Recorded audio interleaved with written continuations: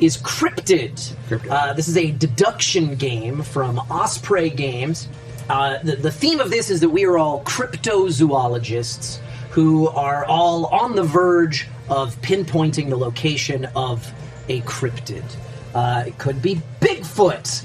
It could be, I don't know, the Jersey Devil or Mothman or whatever. It doesn't matter. Or cryptocurrency. Patrick Dempsey. No, not that. Oh, okay. Cryptozoologists. Cryptids. Not cryptocurrency. I still don't understand. None of that. I'm hunting for bored apes. I don't know that. Oh, God, no. That you can't screenshot. You're not allowed to. No. Yeah. Right, That's yeah. why they're so hard to find. You can't take pictures of them. They're non-fungible. Anyway, Cryptid. This game has a decent amount of, like, abstractness with the tokens. These all represent things, but the game itself is pretty simple. Most of the learning curve is in the setup. There is a website for those of you who are learning how to play this game from watching the video. I am going to go through the setup, though, because the website that's supposed to walk you through it is currently down right now. I don't know if that's temporary or permanent, so... Feels related to this being down as well. So. Yeah, right?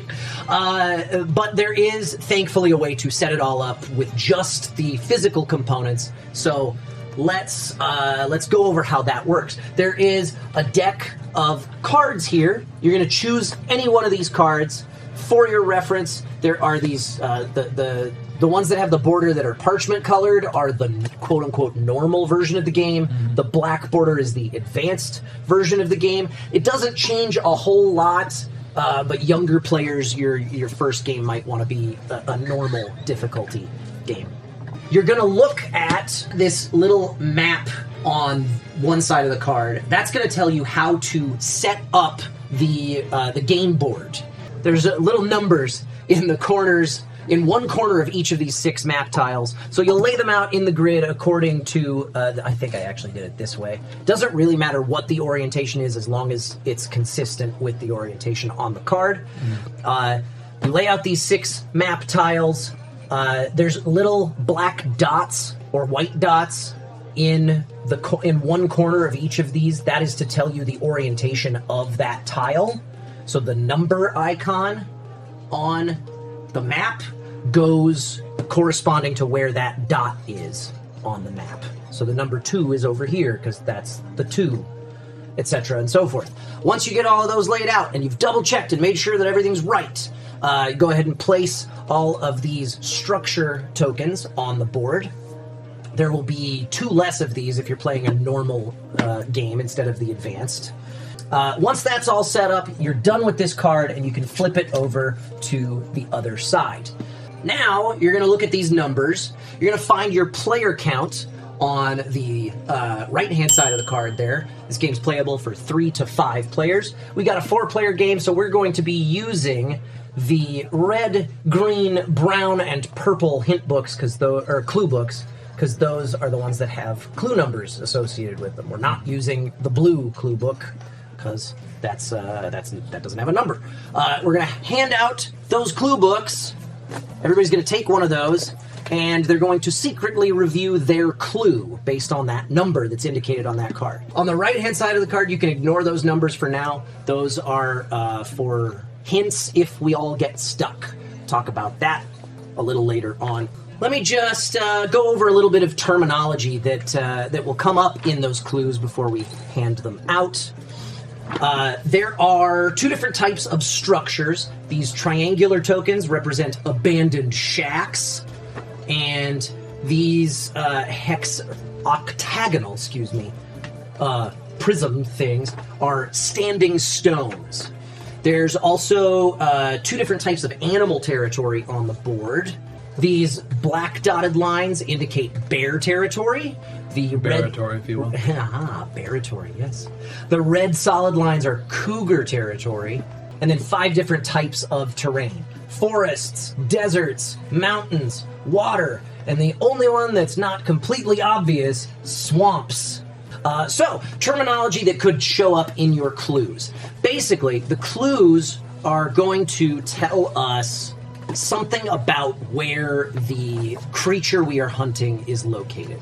We've all been working on this particular cryptid for a while, and we've all honed in on one piece of information about where it lives that we know for a fact is accurate. We're all hunting the same cryptid. We're all hunting the same cryptid, Okay. yes. Competitively. Yes. Okay. Each one of us knows something about where that cryptid lives. And if we were to pool all of our information, it would tell us exactly where that cryptid is. But we're asking. we all want to be the one to find it and claim that glory. Yeah. So we're keeping that information close to the vest while trying to extricate everybody else's information. An example of a clue would be not on water or mountains. Or it could be within 2 spaces of bear territory. Or any one of those bits of information, the terminology that we just went over, it could pertain to any of that. It could say it's not something, or it is something. So, based on that hint, you're going to be able to rule out certain spaces. Oh, by the way, if stuff is within a certain number of spaces, like if it's within 3 spaces of a white structure, that space is 0 spaces away from a white structure. So that it would be 0, 1, 2, 3 would be the radius that you're working with in that example.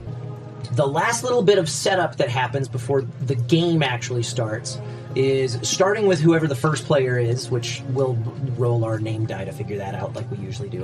We're going to go around the table and place a cube on a space that we know we can rule out. Okay. Based on our clue. And we'll each take a turn doing that. If there is a cube on a space, you can't ever place something else on that space, because it's already been ruled out. There's no point in putting anything else on that space. Once all 4 of us have placed a cube on the board, the first player starts and will take turns until one of us wins. On your turn, you have 2 possible actions. You choose one of them. You can either question someone, or you can search a specific space. Questioning is going to be the bulk of the game.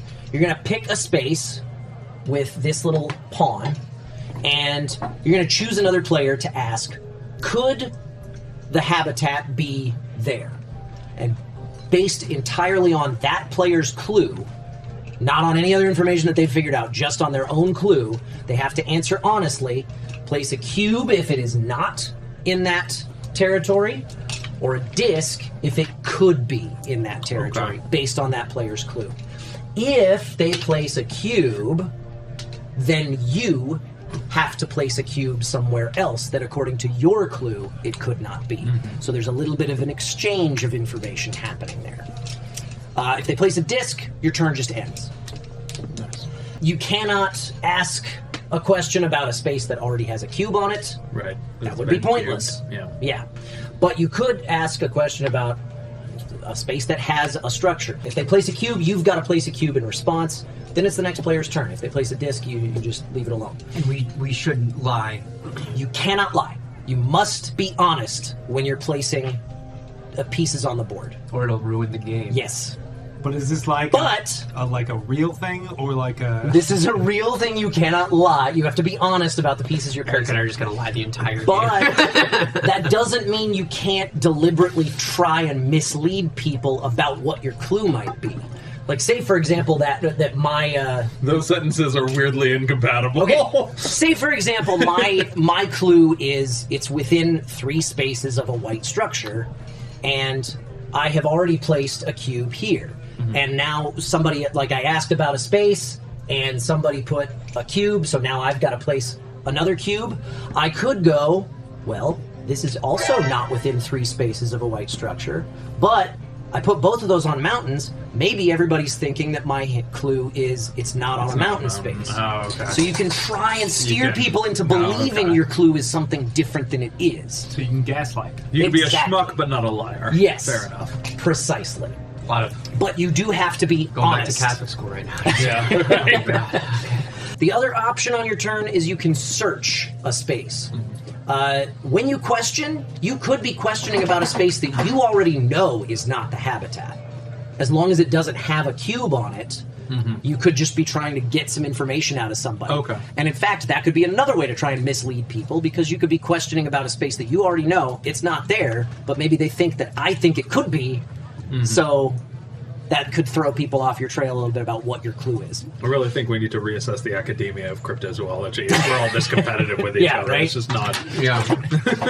When you search, you pick a space that, according to your clue, could be the habitat. This is basically you trying to win the game. Right. You pick a space that you think could be the habitat, you place a disc on it, and then, unless you've already got a disc on it, which is possible, then you turn to the next player and you ask them, could the habitat be there? If the answer is yes, they will place a disc on top of yours, and it'll proceed to the next player. If the answer is no, they'll place a cube, and then we will stop going around the table. Okay.